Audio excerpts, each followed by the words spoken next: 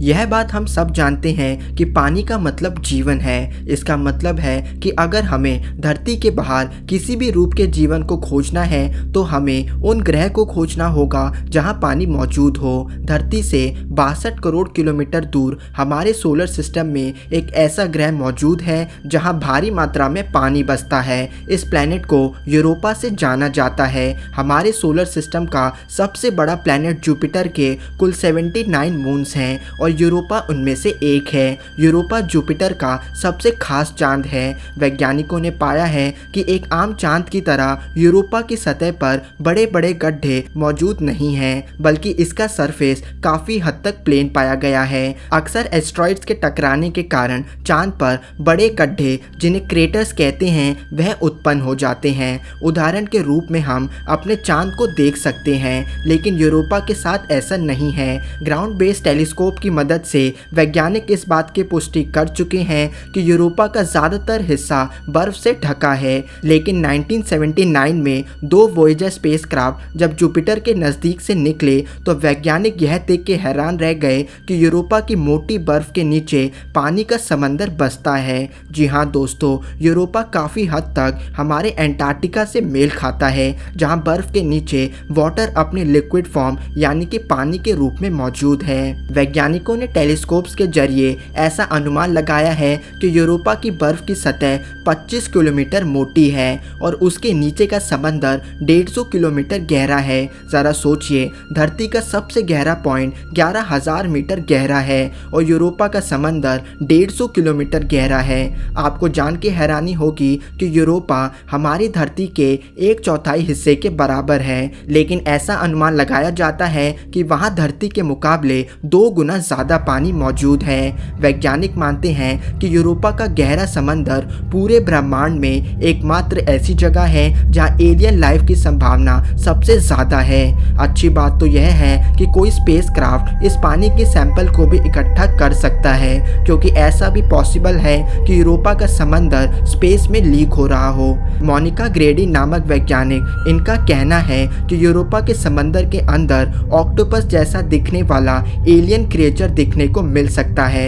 इसी थ्योरी को आधार मानते हुए यूरोपा रिपोर्ट नामक फिल्म आई थी, जिसमें वैज्ञानिकों को यूरोपा के नीचे एक विशाल ऑक्टोपस देखने को मिलता है। जीवन होने के लिए 3 चीज़ की ज़रूरत होती है: पानी, सही मात्रा में केमिकल कंपोजिशन और एनर्जी का सोर्स। यूरोपा पे भारी मात्रा में पानी मौजूद है। ऐसा माना जाता है कि यूरोपा के समंदर की सतह पर वॉल्केनिक वेंट्स पाए जा सकते हैं, जिसके कारण उस पानी में सोडियम क्लोराइड की मात्रा पाई जा सकती है। दूसरी भाषा में कहे तो यूरोपा के पानी में जीवन के लिए जो केमिकल्स की मात्रा चाहिए वो वहाँ पाई जा सकती है। तीसरी और सबसे महत्वपूर्ण चीज़ एनर्जी सोर्स है। हमारे सोलर सिस्टम का सबसे बड़ा एनर्जी सोर्स हमारा सूरज है। फोटोसिंथेसिस से सूरज की रोशनी को एनर्जी के रूप में बदला जा सकता है, लेकिन परेशानी वाली बात यह है कि यूरोपा के समंदर के पानी के ऊपर बर्फ की मोटी सतह है, जिसके कारण इस पानी ने करोड़ों खरबों साल से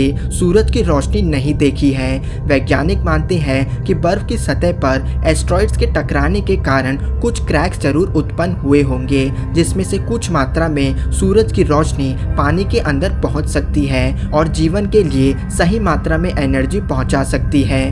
हालांकि ऐसा जरूरी नहीं कि जीवन के लिए सिर्फ सनलाइट की ही एनर्जी होनी चाहिए। उदाहरण के रूप में हम एंटार्क्टिका को ले सकते हैं। यहाँ भी समंदर के ऊपर बर्फ होने के कारण सनलाइट पानी तक नहीं पहुंच पाती, लेकिन वैज्ञानिकों को यहाँ भी जीवन मिल चुका है, क्योंकि इस समंदर के नीचे पत्थर पाए जाते हैं जिसमें कई मात्रा के मिनरल्स मौजूद होते हैं। अगर ऐसे ही पत्थर यूरोपा में मौजूद हो तो वहाँ 100% जीवन पाया जाएगा। अब बड़ा सवाल यह है कि अगर वहाँ जीवन है तो वहाँ कैसे क्रिएचर्स मौजूद हो सकते हैं। वैज्ञानिक मानते हैं कि वहाँ हमें जीवन माइक्रोब्स, वायरस और बैक्टीरिया के रूप में दिखने को मिल सकता है। लेकिन एंटार्क्टिका के लिए शुरू में कुछ ऐसा ही अनुमान लगाया गया था जो बाद में गलत साबित हुआ और वहां उन्हें अजीब प्रजाति का जानवर मिला। लोगों का मानना है कि क्योंकि वहां पानी इतनी ज्यादा मात्रा में मौजूद है तो वहां कोई विशालकाय दानव जैसा जीव छिपा होगा।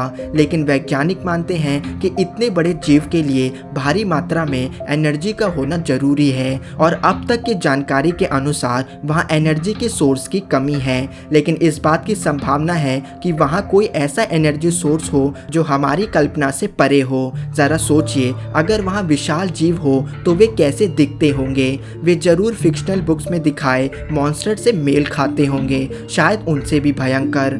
सबसे बड़ा चैलेंज तो इस जीवन की खोज करना है। आज की एडवांस टेक्नोलॉजी के बावजूद भी इस काम को अंजाम देना बहुत मुश्किल है। अगर किसी तरह कोई प्रोब यूरोपा की सतह पर लैंड हो भी गया तो भी समंदर के पानी तक पहुंचने से पहले 25 किलोमीटर की बर्फ की चादर की खुदाई करनी होगी। लेकिन इंसान अगर कोशिश करता रहा तो एक दिन हम जरूर एलियन लाइफ खोजने में कामयाब रहेंगे और वे दिन ऐतिहासिक होगा।